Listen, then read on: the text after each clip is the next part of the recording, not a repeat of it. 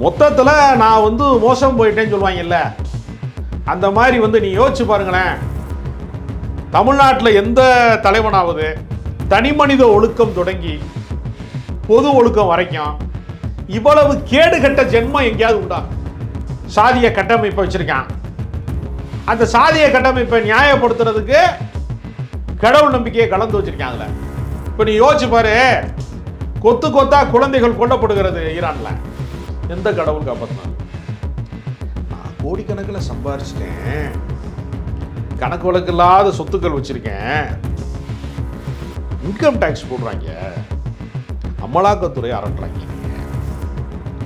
அள்ளிட்டு போயிடுவாங்க. அள்ளக்கூடாதுன்னு தடுக்கணும்னா எனக்கு ஒரு கும்பல் வேணுமா வேணாமா? தடுக்கிறதுக்கு ஒரு கும்பல் வேணும்ல. அந்த கும்பலை நான் அரசியல் கட்சியாக வச்சிருக்கேன். இப்போ நீ வா பார்ப்போம். ஒரு தாவேக்கால ஒரு பெண்மணி வெளியில் ரஞ்சனா நாச்சியார்னு, அட கேடுகட்ட பேரு, உனக்கு உம்பளைன்னா என்னன்னா தெரியுமாடா, மரியாதை தெரியுமாடா, கண்ணியம் தெரியுமா? கட்டின முண்டாட்டியை கை விட்டுறவன், ரோட்டில் விரட்டி விடுறவையா, பிள்ளைய பார்க்காதவன், மகளை பார்க்காதவன், மானங்கட்ட பேர்களே அப்படின்னு நான் சொல்லலை, ரஞ்சனா நாச்சியார் சொல்கிறாங்க.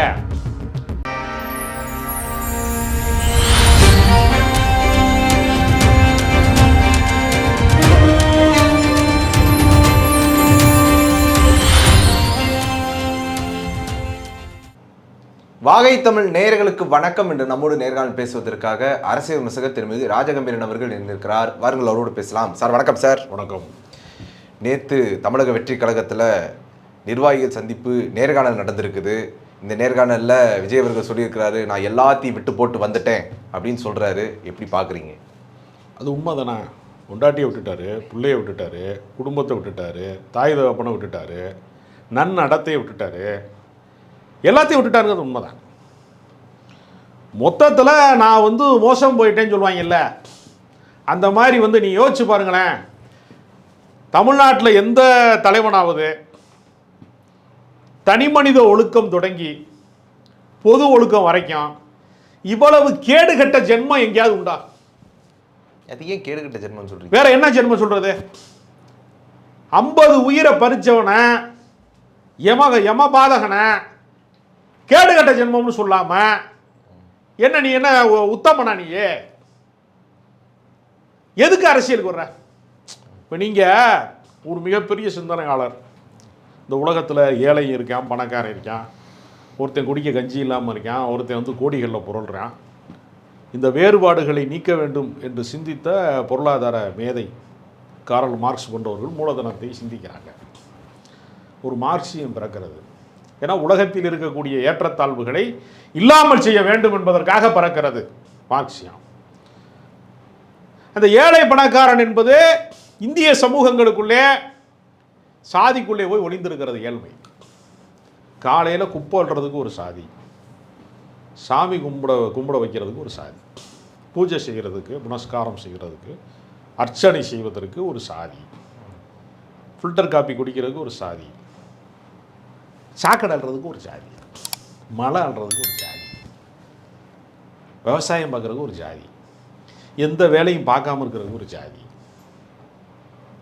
வைத்திருக்கிறான். சாதிய கட்டமைப்பை வச்சிருக்கான். அந்த சாதிய கட்டமைப்பை நியாயப்படுத்துறதுக்கு கடவுள் நம்பிக்கையை கலந்து வச்சிருக்காங்கல்ல. இப்போ நீ யோசிச்சு பாரு, கொத்து கொத்தா குழந்தைகள் கொல்லப்படுகிறது ஈரான்ல. எந்த கடவுள் காப்பாற்றினாரு? யாரு காப்பாற்றினா? ஒரு கேள்வி இருக்கிறதா இல்லையா? எவனா சிந்திக்கிறானா? எவனாவது யோசிக்கிறான? அதை அப்போ இவன் என்ன பண்ணுறான்? எல்லா அடிமைத்தனங்களையும் எல்லா அயோக்கியத்தனத்தையும் சாதி மதத்துக்குள்ளே கொண்டு வச்சிருக்கான். ஆதிக்கம் செலுத்துகிறவன், ஆயுதங்கள் விற்பவன், உலகத்தையே ஆட்டி படைக்கிறவன்லாம் ஆட்சியாளர்களாக இருக்கான். வலதுசாரிகள் பூரா ஆட்சியாளர்களாக இருக்கான். உலகத்தை கெடுக்கிறவன் பூரா ஆட்சியாளராக இருக்கான். அடுத்தவன் சொத்தை அபகரிக்கிறவன்லாம் ஆட்சியாளனாக இருக்கான். அப்போ இதையெல்லாம் மாற்றணும். சாதி கொடுமைகள் மாறணும், மத ரீதியான சண்டைகள் ஒழியணும், மனிதன் மனிதனாக நடத்தப்படணும். முதலாளி தொழிலாளி வேறுபாடு இல்லாத ஒரு சமத்துவ சமுதாயம் உருவாகணும்னு சிந்திக்கிற ஒரு மாபெரும் அறிஞர்கள். அவங்க ஒரு அரசியலை உருவாக்குறாங்க. இந்த கருத்தை மக்களிடத்திலே கொண்டு போய் சேர்ப்பதற்கு ஆட்கள் தேடுறாங்க, செயல் வீரர்கள், தொண்டர்கள் தேடுறாங்க. அப்ப ஒரு கொள்கை இருக்கிறது, அந்த கொள்கையை நிலைநாட்டுவதற்கு படை வீரர்கள் மாதிரி தொண்டர்கள் தேவை. அது சாமானிய மக்களின் வாழ்க்கையிலே ஒரு மறுமலர்ச்சியை உண்டாக்க வேணும், மாற்றத்தை உண்டாக்கணும். அடிப்படை மாற்றம். இதுக்கு தான் அரசியல் வேணும். நான் கோடிக்கணக்கில் சம்பாரிச்சிட்டேன், கணக்கு வழக்கு இல்லாத சொத்துக்கள் வச்சுருக்கேன், இன்கம் டேக்ஸ் போடுறாங்க, அமலாக்கத்துறை அரட்டுறாங்க, நீங்கள் அள்ளிட்டு போயிடுவாங்க, அள்ளக்கூடாதுன்னு தடுக்கணும்னா எனக்கு ஒரு கும்பல் வேணுமா வேணாமா? தடுக்கிறதுக்கு ஒரு கும்பல் வேணும்ல. அந்த கும்பலை நான் அரசியல் கட்சியாக வச்சுருக்கேன், இப்போ நீ வா பார்ப்போம் என்று சொத்துக்களை பாதுகாப்பதற்கு, கோடிகளிலே புரளக்கூடிய வாழ்க்கையில் தன்னை தற்காத்து கொள்வதற்கு ஒரு அரசியலை தொடங்கிட்டு, கொள்கை என்னடா அப்படின்னு கேட்டால் அது அஞ்சலையம்மா. என்னடா கொள்கை? காமராஜர் என்னடா கொள்கை? எம்ஜிஆர் என்னதாண்டா உங்களுக்கு கொள்கை? ஜெயலலிதா இப்படின்னு இந்த ஃபோட்டோ கடையில் இருக்கிற எல்லா ஃபோட்டோவையும் வாங்கிட்டு வரிசையாக மாட்டி வச்சு மாலையை போட்டு மலரை தூவிட்டு இப்படி தான் கொள்கை. சினிமா ஷூட்டிங்கில் என்ன பண்ணுவாங்க? பேக்ரவுண்டு நம்ம ஸ்க்ரீனை தொங்க விடுறோம், பேக்ரவுண்டு. அது மாதிரி அவங்க என்ன பண்ணுவாங்க? இப்போ போலீஸ் ஸ்டேஷன் செட்டப் போடுறாங்க. ஒரு ஆர்ட் டைரக்டர் என்ன பண்ணுவான்? ஒரு காந்தி படத்தை வச்சுருப்பான், கீழே வெளுத்துக்கிட்டு இருப்பாங்க அவனை லத்தி வச்சு. ஒரு கோர்ட்டை காட்டும் போது ஒரு அம்பேத்கர் படத்தை காட்டுவாங்க, அல்லது ஒரு காந்தி படத்தை காட்டுவாங்க. அப்போ அந்த காந்தி படத்தை காட்டிட்டாங்க, அம்பேத்கர் படத்தை காட்டிட்டாங்கன்னா அவன்லாம் அம்பேத்கரா? அவன்லாம் காந்தியா? 10 போட்டாவை வச்சுக்கிறாங்க, பஞ்சு டைலாக்காக பேசுகிறாங்க, பேசிட்டு திமுக வீழ்த்து வாங்குறாங்க. இப்போ நீ யோசிச்சு பாருங்கள், கண்ணு டாக்டர் கண்ணு தான் பார்ப்பார். பல்லு வலிக்குதுன்னு சொன்னால் இல்லைங்க நீங்கள் டென்டிஸ்ட்டை போய் பாருங்க சொல்லுவாரா? ஸ்கின் டாக்டர்கிட்ட போய் நெஞ்சு வலிக்குதுங்க, இல்லைங்க நான் அரிப்பு சொரிக்கி தான் பார்ப்பேன், நெஞ்சு வலிக்கிறதுக்கு நீங்கள் ஹார்ட் ஸ்பெஷலிஸ்ட்டாக பாருங்க சொல்கிறாங்களா? சொல்கிறாங்க. இப்போ விஜய் யார்? திமுக ஸ்பெஷலிஸ்ட்டு, திமுக மட்டும் தான் அட்டாக் பண்ணுவார். இப்போ நாடே சிலிண்டர் கிடைக்குமா, சோத்துக்கு என்ன பண்ண போகிறோம், வணிக சிலிண்டரெல்லாம் நிப்பாட்டிட்டாங்க, ரொம்ப மோசமான கண்டிஷனுக்கு போகுது, ஹோட்டல்லாம் மூடிக்கிட்டு, ஹோட்டலை மூடுறாங்க, ரொம்ப பேச்சுலர் இருக்கான், மேன்சன் வச்சுருக்காங்க. இதை நம்பி பல கோடி பேர் இருக்கான். வீட்டில் சோறாக்கினாலும் வீட்டில் இருக்கிற சோறை திங்க முடியாமல் வேலைக்கு போய் போகிற இடத்துல தெருக்கடையிலையோ ரெஸ்டாரண்ட்லேயோ எங்கேயோ சாப்பிட்றவங்க ரொம்ப பேர் இருக்கான். ஃப்ளோட்டிங் தானே வாழ்க்கை. ஒரு இடத்துல இன்னொரு இடத்துக்கு போக முடியுமா? பெட்ரோல் கிடைக்குமா? இப்போ எங்கேயோ ஈரானில் கொத்து கொத்தாக குழந்தைகளை கொள்கிறார்கள் என்பதனால நமக்கு என்னப்பா பிரச்சனை, நமக்கு மோடிஜி இருக்கிறாரு அப்படின்னு சொன்னேன் பூரா. என்னையா ஈரானில் சண்டை நடந்தால் இந்த இஸ்லாமியர்கள்லாம் பாய்கள்லாம் போய் அதில் குண்டு போடக்கூடாதுன்னு போராட்டம் பண்ணுறாங்க. அதில் ஒரு அறிவாளி இருக்கான் பிஜேபியில், வினோஜ் பி செல்வமா, ஓகே, அந்த பி செல்வம் இருக்கானே சொல்கிறான், ஈரானுக்கு நான் வேணா டிக்கெட் போட்டு தர்றேன் திருமாவளவனுக்கு, அதையே அவர் போர் நடக்கிறத கண்டித்து பேசுகிறாருங்கிறான். அட முட்டா பயல்களுக்கு பிறந்த பயல்களா. இப்போ நம்ம ஊரில் பிரச்சனையாக இருக்கடா, எப்பட்றா சிலிண்டரில் அடி வாங்கி உலகத்தினுடைய எந்த மூலையில் நீங்கள் ஈரானுடைய பெட்ரோல் கிணறுகளிலே குண்டு வீசுகிற போது என் வீட்டின் அடுப்பு அணைகிறதா இல்லையா? யாருக்கோ நடக்குதுன்னு நினைக்கிறான், எல்லாமே எனக்கு தான் நடக்குதுன்னு எவனும் நினைக்கல.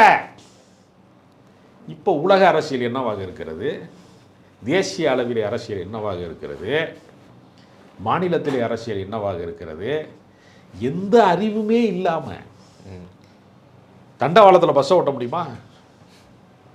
இல்லை ரோட்டில் இறக்கி ட்ரெயினை ஓட்ட முடியுமா? ஏண்டா ஏடா கூடமாக பேசிக்கிட்டு நான் ஒரு பெரிய அரசியல் தலைவர், நான் ட்ரம்ப்பை கொண்டு வந்ததே இவங்க தான் சார். இப்படிப்பட்ட ஒரு கேடுகட்ட அரசியலில் திமுகவை நோண்டி பார்க்குறதுன்னு ஒன்று வச்சுருக்கான். எது சிலிண்டர் கிடைக்கலன்னா திமுக என்ன செய்ய போகுதுன்னு கேட்குறான் பல பேர்.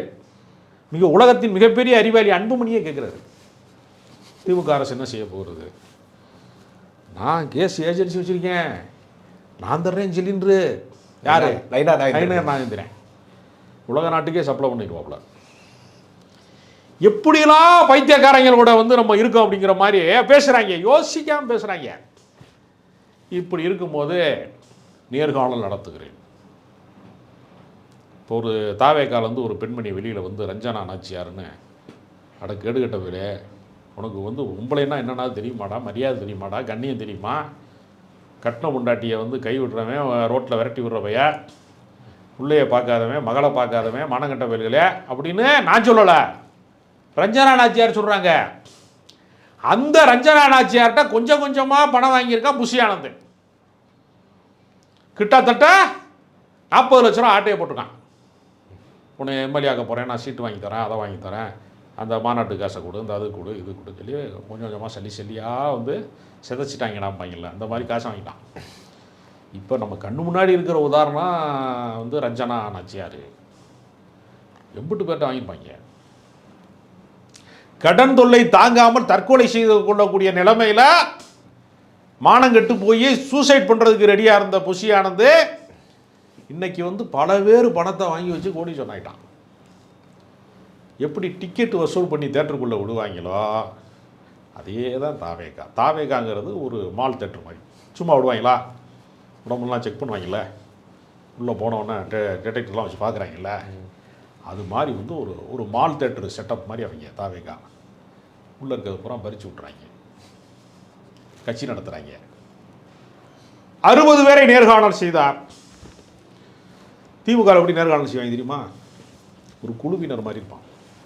மூத்த தலைவர்கள், டிஆர் பாலு, பொதுச் செயலாளர், அது இதுன்னு ஒரு டீம் வச்சு அப்படி பேசுவாங்க. எங்களுக்கு மூத்த தலைவர் இல்லையா? அதனால் இங்கே என்ன பண்ணுறாங்கன்னா, அரசியல்னா என்னன்னே தெரியாத விஜய், அரசியல்னா என்னன்னே தெரியாத இந்த ரசிகர் மன்ற குரூப்பு இவங்க டிஸ்கஸ் பண்ணுறாங்க. அதான் தளபதி ஆதவர்ஜனா இருக்கார்ல, ஆதவர்ஜனா இருக்கிறார். அவர் தான் அந்த கட்சியை நட்டமாக நிப்பாட்ட போகிறது. ஏற்கனவே விசிகாவை நிப்பாட்டி போயிட்டார் நட்டமாக.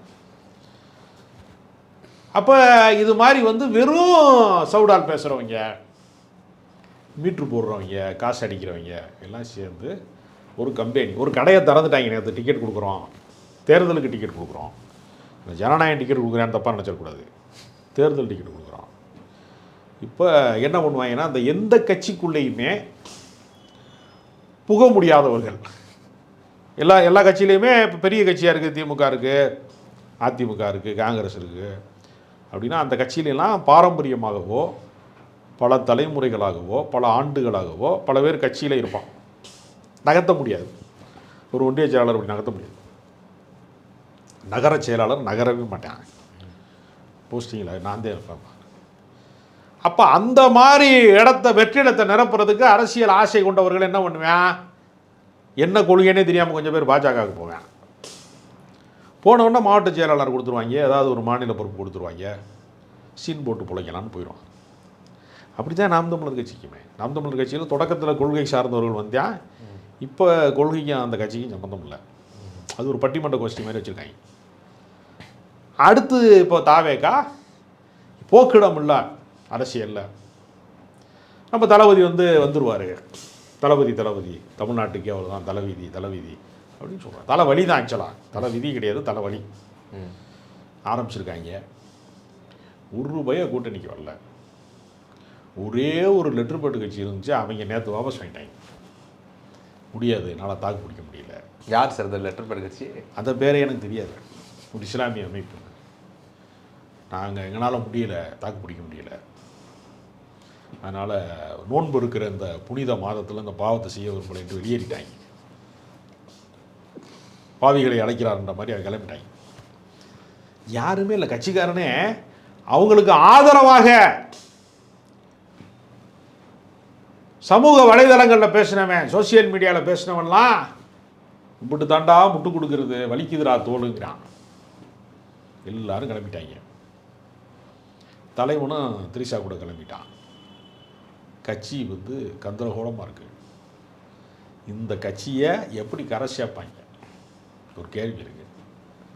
ஏன்னா இன்றைக்கி இருக்கக்கூடிய எல்லா பெரிய கொள்கையாளர்களுக்கும் செயல்பாட்டாளர்களுக்கு இருக்கிற பெரிய சவாலே மக்களை அணி திரட்டுவது. மக்களை அணி திரட்டிட்டான், கொண்டு போய் சேர்க்கறதுக்கு அவனுக்கு தெரியல. என்ன ஆகும்னா, இப்போ முன்னாடிலாம் என்ன செய்வாங்கன்னா, ஏதாவது ஒரு இடத்துக்கு போகணும்னா 10 இடத்துல வழிகட்டு போவான். இது எப்படிங்க போகணும் இந்த இடத்துக்கு, கோயம்பேட்டுக்கு எப்படிங்க போகணும், வடபழனிக்கு எப்படிங்க போகணும் கேட்பான். ரைட்டு போகணுமா லெஃப்ட்டு போகணும் கேட்பான்ல, கேட்பான். இப்போ கூகுள் மேப் வந்துருச்சு, ஒரு அறிவியல் கண்டுபிடிப்பு வந்துருச்சு. அவன் வாட்டுக்கு லொக்கேஷனை போகிறான், போயிட்டே இருக்கான், ரைட்டு லெஃப்ட்லாம் பார்த்து போயிடுறான். அப்போ இவங்களுக்கு கூகுள் மேப்பும் கிடையாது, அரசியலில் சொந்த அனுபவமும் கிடையாது, சுய புத்தியும் கிடையாது, சொல் புத்தியும் கிடையாது. முட்டுச்சந்தில் போய் நிற்கிறாங்க. சிக்னல் கிடைக்கலன்னா கூகுள் மேப் என்ன செய்யும்னா, காரை கம்மாக்கில் போய் விட்டாங்க தெரியுமா. ஒரு முறை கிராமத்தில் கூகுள் மேப்பு எங்கேயோ இன்டர்நெட்டு கட் ஆகிடுச்சு. ரைட்டு திரும்ப ஒன்று போட்டான், ரைட் நோ அப்படின்னு போட்டான். நேராக போனாங்க, கம்மாக்கில் தண்ணிக்கில் விட்டாங்க வண்டி.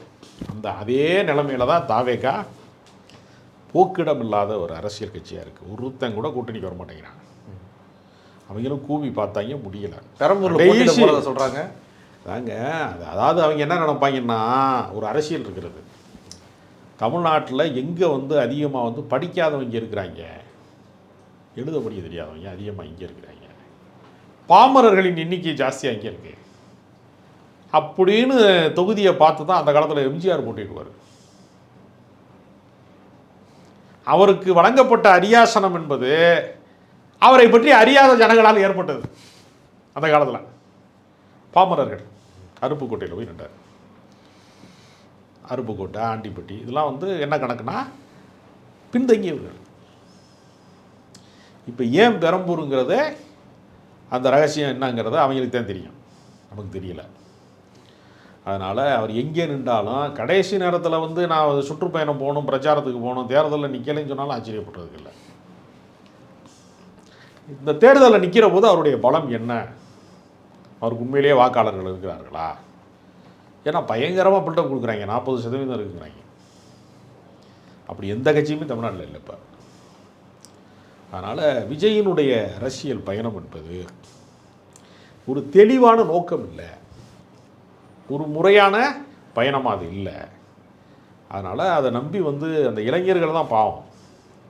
இவரை நம்பி பொருளாதாரத்தை அழித்து தேர்தலில் நின்று, ஆனால் ஒரே ஒரு வருஷம் வாய்ப்பு இருக்கிறது அவங்களுக்கு. ஒரு தொகுதியில் நின்று குறிப்பிடத்தக்க வாக்கு வங்கியை வாங்கிட்டு பெரிய கட்சிக்கு போய் சேர்ந்துருவாங்க. நாம் தமிழர் கட்சியில் அப்படி தான் நடந்துச்சு. ஒரு அடையாளம் பெற்றதற்கு பின்பு வேற பெரிய கட்சிக்கு, நல்ல கட்சிக்கு போயிடுவாங்க. அந்த வாய்ப்பு இருக்குது, அதுக்கு இது பயன்படும். இது நீட் எக்ஸாம் மாதிரி, டாக்டர் ஆகிடலாங்கிறாங்க. எலெக்ஷன் என்ட்ரன்ஸ் எக்ஸாம் தான். ஆமாம், எக்ஸாம் தான் நடத்த போகிறாங்க. ஆனால் நீட்டு கோச்சிங் சென்டரில் இருக்கிறவன் டாக்டர் ஆக மாட்டான், படித்தவன் டாக்டர் ஆவேன், ஏன்னா வெளில போயிடுவாங்க. அதனால் தமிழ்நாட்டிலே ஒரு பெரிய அரசியல் மாற்றம் இல்லை, அரசியலில் ஒரு மிகப்பெரிய ஏமாற்றம் விஜய்க்கு காத்துருக்கு. உங்களுடைய நேரத்தை ஒதுக்கி எங்களோட கருத்தில் பந்தமைக்கு நன்றி சார்.